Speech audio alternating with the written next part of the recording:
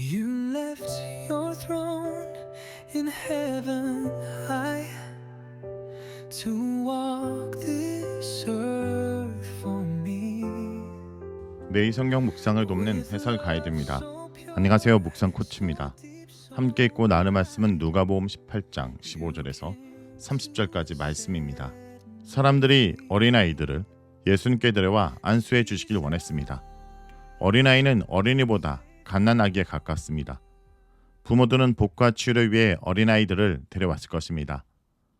특히 당시에는 유아 사망률이 높은 시대였습니다. 제자들이 이 모습을 보고 부모들을 꾸짖었습니다. 꾸짖다라는 것은 매우 강한 어조의 책망입니다. 이는 질서 유지를 담당했던 제자들이 어린아이들을 하찮게 생각했음을 의미합니다.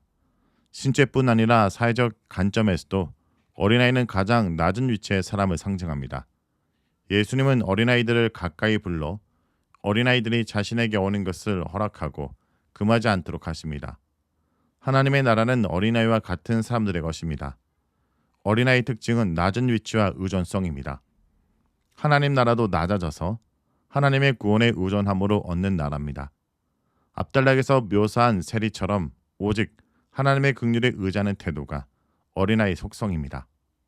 그래서 예수님은 누구든지 어린아이처럼 하나님 나라를 받아들이지 않으면 그 나라에 결코 들어갈 수 없다고 경고하십니다. 하나님 나라는 하나님의 소유이므로 상속을 받은 사람은 자신의 능력이나 소유나 지위가 아니라 거저받은 은혜의 선물입니다. 자신에게 내세울 것이 없음을 인정하고 하나님의 뜻에 반응하는 사람이 하나님 나라에 들어갈 수 있습니다. 이어서 어린아이 특징과 상반되는 모습의 부자 관리가 등장합니다. 예수님이 가르치시는 내용의 자극을 받은 어떤 관리는 예수님께 와서 선한 선생님이여 내가 무엇을 하여 영생을 얻으리까 라고 묻습니다. 그는 엄청난 부자입니다. 영생에 대한 부자의 관리 질문은 진심일까요? 본 장면의 말미에 예수님의 말씀을 듣고 나서 매우 슬퍼하는 모습을 보면 그가 던진 질문은 진심입니다. 하지만 관리는 행위와 지위를 근거로 영생과 복을 확보할 수 있다는 세계관에 머물러 있는 사람입니다. 아마도 부자 관리는 어린아이처럼 낮아져야 하나님 나라에 들어갈 수 있다는 말씀을 듣고 나서 자신과 같이 많은 재산으로 높은 위치에 있는 신분은 과연 영생을 얻을 수 있을지, 즉 하나님 나라에 들어갈 수 있을지 고민했을 수도 있습니다. 한편으로는 영생의 길에 대한 예수의 답을 알고 싶고 다른 한편으로는 자신의 경건과 업적을 드러내고 싶기도 합니다. 그러나 예수님은 먼저 자신을 선하다고 평가하는 점을 문제로 삼으십니다. 부자 관리는 사회 경제적 지위에서 정점에 이른 사람으로 철저히 신분 중심으로 상대방을 대합니다. 예수님을 선하다 칭찬하고 자신이 향한 그에게 상응하는 칭찬과 평가를 기대합니다. 예수님은 부와 권위의 세계에 물든 관리가 사용한 수식어가 잘못되었음을 지적하십니다. 하나님 한 분 외에는 선한 이가 없습니다. 이어서 그의 영적 상태를 평가하십니다. 예수님은 계명의 일부를 언급하시는 것으로 부자 관리의 문제를 드러내기 시작합니다. 간음하지 말고, 살인하지 말고, 도둑질하지 말고, 거짓 증언하지 말고, 부모 공경하라는 계명을 언급하십니다. 이는 애굽에서 해방된 백성에게 주어진 10계명 중에서 사람들과 관련된 계명입니다. 6계명 중에 탐심의 계명을 제외한 5가지입니다. 5계명에서 중앙에는 도둑질하지 말라는 계명이 배열됩니다. 이는 부자의 부가 진공 상태에서 쌓인 것이 아니라 다른 사람들의 희생을 도둑질한 결과임을 암시합니다. 관리는 어릴 때부터 이런 계명을 모두 지켰다고 자부합니다. 예수님은 5계명을 영생의 조건으로 제시하는 것이 아닙니다. 지금까지 부자 관리가 걸어온 가치관과 삶의 방식으로는 영생에 이룰 수 없음을 드러내십니다. 부자 관리는 부와 권력은 계명을 지키는 경건의 결과로 가난과 낮은 지위는 게으름과 같은 문제로 따른 결과로 이해하는 사람입니다. 그는 계명을 성실히 지키는 증거로 부와 권력의 복을 누린다 생각했을 것입니다. 그러나 예수님은 아직 한 가지 부족한 것이 있다 지적하십니다. 자신의 모든 소유를 처분해야 합니다. 그러면 하늘에 그를 위한 보화가 있을 것입니다. 예수님은 소유를 팔아 나누어 주고 나서 와서 나를 따르라고 명령하십니다. 예수님은 나를 따르라를 영생을 얻는 길로 암시하십니다. 소유를 움켜쥔 상태로 예수님을 따를 수 없습니다. 만몬과 하나님이 대립하듯 부자 관리에게는 소유와 예수가 대립합니다. 갈리는 큰 부자이기 때문에 예수님의 말씀을 듣고 매우 슬퍼합니다. 부자 갈리는 계명에 순종한 결과로 소유와 권력을 확보했다고 영생에 가깝다고 생각했을지 모르지만 그에게는 영생도 내세의 복도 없습니다.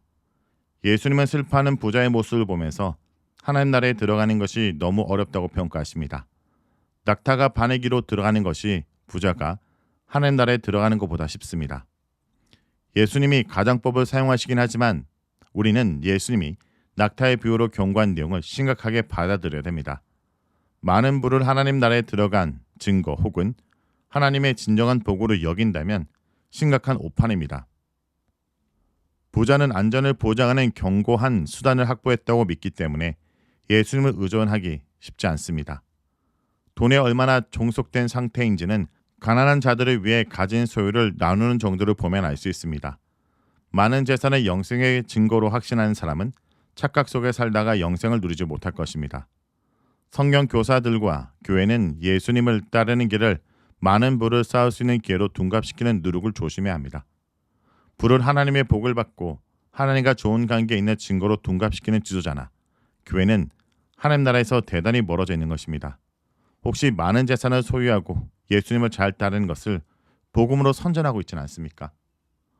예수님의 말씀을 듣던 사람들은 부자 관리가 영생을 얻지 못한다면 도대체 누가 구원을 얻을 수 있을지 항의조로 묻습니다.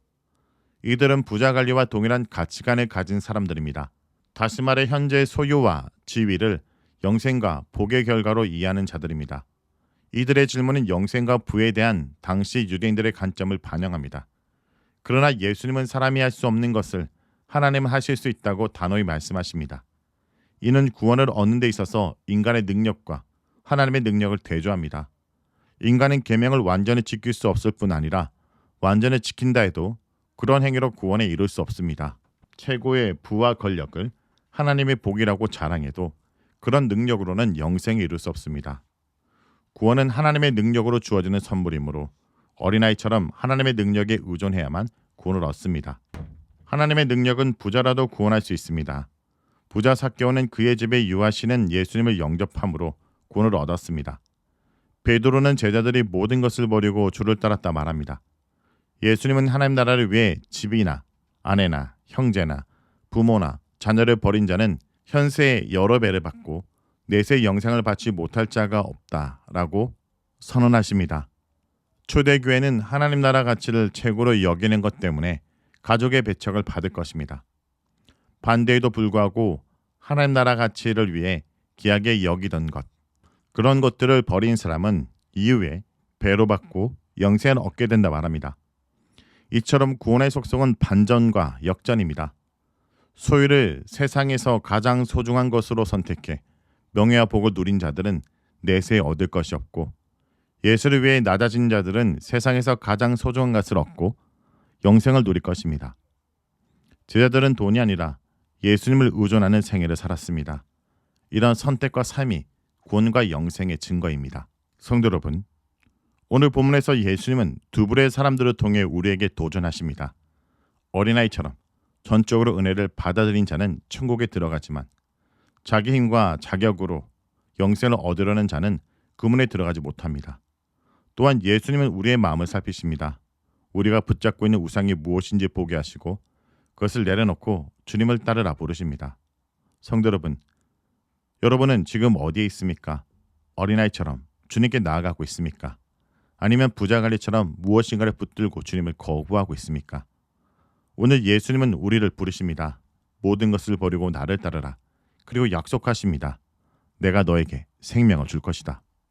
말씀을 놓고 기도하겠습니다. 주님, 오늘 말씀을 통해 우리의 마음을 비춰주셔서 감사드립니다. 주님이 아닌 우리 스스로의 능력으로 살고자 했습니다. 우리 안의 교만, 자만, 그리고 스스로 구원받을 수 있다는 착각을 용서해 주옵소서. 어린아이처럼 주님의 은혜만 의지하게 하시고 우리 마음 깊은 곳에서 자리 잡고 있는 우상들을 덜어내 주시며 그 모든 걸 내려놓고 주님만 따르게 하여 주옵소서. 주님, 때로는 그 길이 손해처럼 느껴지고 두려움으로 가득하지만 주님의 약속을 붙들고 한 걸음 한 걸음 걸어가게 하여 주옵소서. 모든 걸 버리고 따를 때 주께서 주시는 놀라운 은혜와 생명을 누리게 하여 주옵소서. 예수의 이름으로 기도합니다. 아멘.